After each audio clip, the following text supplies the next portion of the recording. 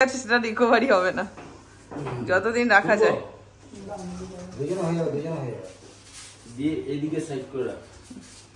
এই খাটের তলায় বসেছিস, বলটাকে ছিঁড়ে ছিঁড়ে একবার নোংরা করেছিস, কাজের দিদি এসে মুছে দিয়ে গেছে, আবার সেই বলটাকে খাচ্ছিস।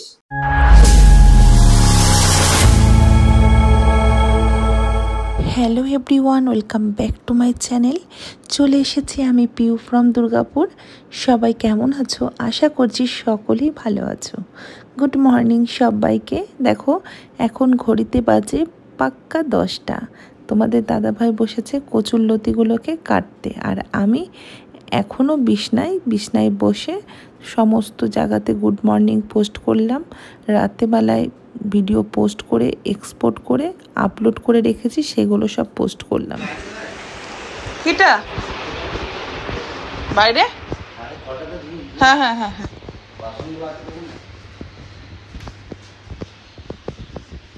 বাসন এই পাশটাতে ধো, এদিকটাতে ধো। একটা জিনিস একটুখানি তোমাদের সাথে শেয়ার করে নিই। আমরা যখন ভিডিও শ্যুটগুলো করি, আমাদের ব্যাকগ্রাউন্ডে দেখবে অনেক সময় জামা কাপড়ের ঢিপ হয়ে রয়েছে, পুটলি বাঁধা রয়েছে। ওগুলো প্লিজ এখন একটু ইগনোর করো। যেহেতু ঘর দুয়ার রং হচ্ছে, সেহেতু ওইভাবে রাখা রয়েছে। আশা করি 2 সপ্তাহের মধ্যে ঠিক হয়ে যাবে। তোকে তো বারবার করে আমি বারণ করেছিলাম, তাই তো? তেলে ভাজা খাবি না কেন? তুই এখানে দোকান থেকে ম্যাগি আনতে পারিসনি? ওইদিকে ঘুরে চলে গেছি।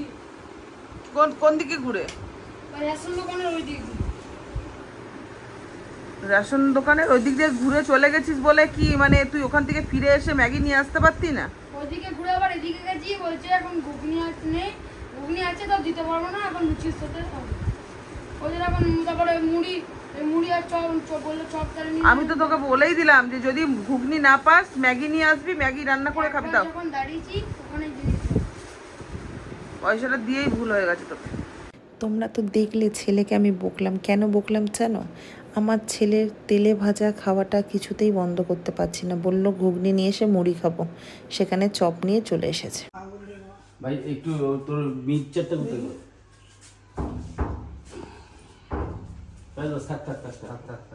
তুমি কোন দিক থেকে নেবে? কোন দিক থেকে দেখো ফুটে যাচ্ছে? দেখছি, ঠিক আছে, এটা তো ভালো লাগছে। এটা ঠিক আছে, সেটা রিকভারি হবে না যতদিন রাখা যায়। দুজনে হয়ে যাবে দিয়ে এদিকে সাইড করে রাখ। কত হবে বাবা? এরকম দেখে বলে দিতে পারবে নাকি? এত বেশি হবে? তাই আরাম এইদিকে কোনা করে রেখে দে। এখানটা দেখে সরো, এখানটা ঠিকই রেখে দে। দেখি 7-5 সব মিলে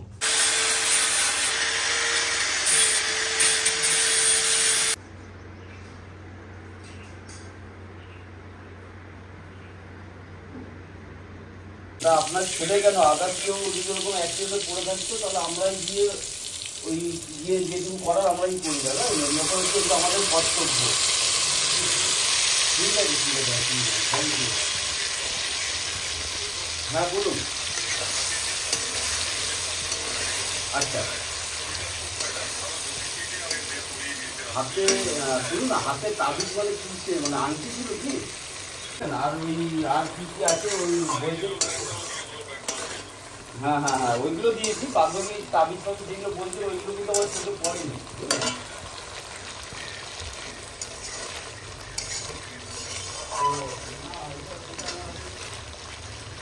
এনো নাই, তোকে দোকানে পাঠিয়েছিলাম। তোর বাবা বাজারে কি করতে গেছিল, সেখান থেকে আসার সময় দোকানের মাল নিয়ে এসেছি। তুই এতক্ষণ কোথায় ছিলি? খেয়েছিলাম বিকালে বেরোতে। তোকে নিয়ে কিন্তু আমি পাঠিয়ে 7:30 অবধি পড়ো।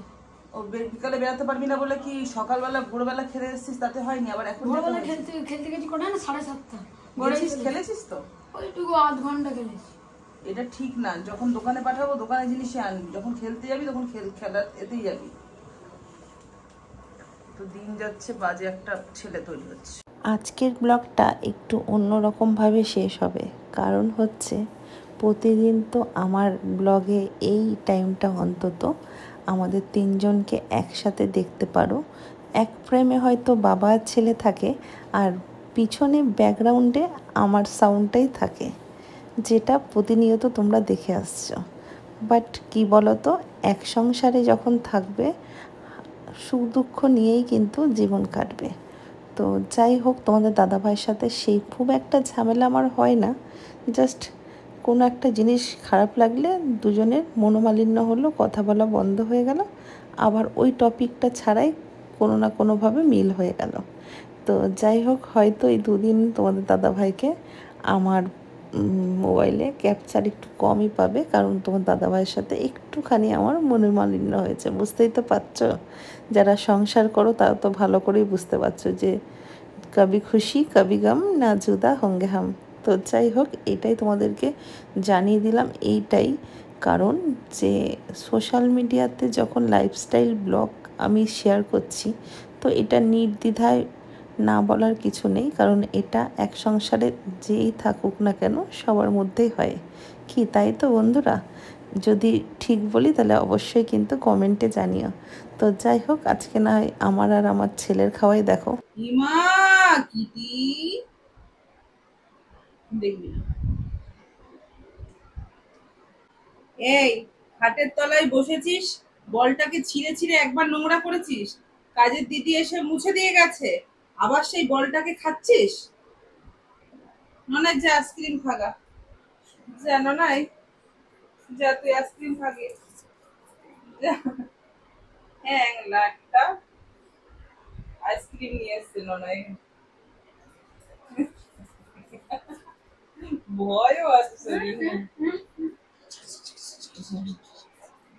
তো আমার ছেলে এখন কি খাচ্ছে একটু দেখে নাও, আমার ছেলের খাওয়াটা শুধু দেখো। বিরিয়ানি ঝরে ঝরে পড়ছে, বিরিয়ানি ঝরে ঝরে পড়ছে। ওরকম করে না ভাবি, দেখো এখানে করেছি হচ্ছে পটল পোস্ত, এখানে করেছি খারকোল পাতা বাটা, এখানে চাটনি করেছি, সোয়াবিন করেছি, সোয়াবিনটা বললাম রাতে খাবি, পটল পোস্ত দিয়ে খা। দেখো ভাতটা নেবে শুকনো শুকনো, পটল পোস্ত না, চিংড়ি পটল পোস্ত। দেখেছো? ভিতরে চিংড়ি, দেখেছো চিংড়ি স্টাফে ভর্তি।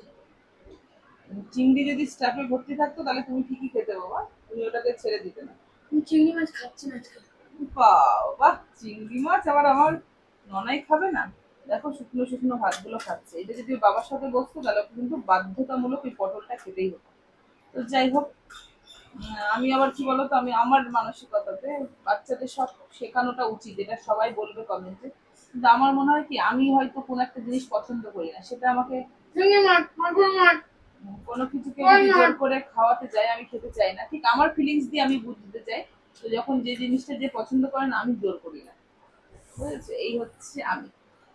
তো যাই হোক, অনেক পেটটা টান লাগে। চলো এন্ড করে দাও। আজকের ব্লগটা এই পর্যন্ত। যদি ভালো লাগে তাহলে লাইক কমেন্ট শেয়ার করে নিও, আর নতুন বন্ধুরা যুক্ত হয়ে নিও। আজকের মতো টাটা, বাই বাই।